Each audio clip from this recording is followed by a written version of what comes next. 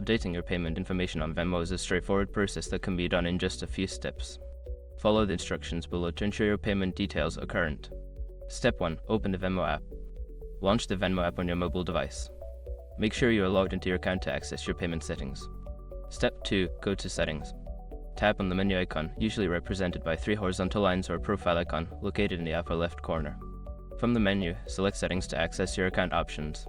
Step 3. Select Payment Methods. In the Settings menu, look for the option labeled Payment Methods or Bank Accounts. Tap on it to view your current payment methods linked to your Venmo account. Step 4. Update your information.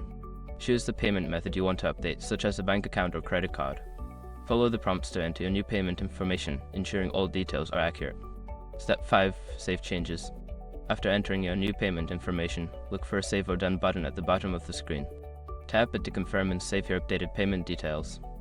Once you've completed these steps, your payment information on Venmo will be updated. If you encounter any issues, consider checking Venmo's help section or contacting the support for assistance.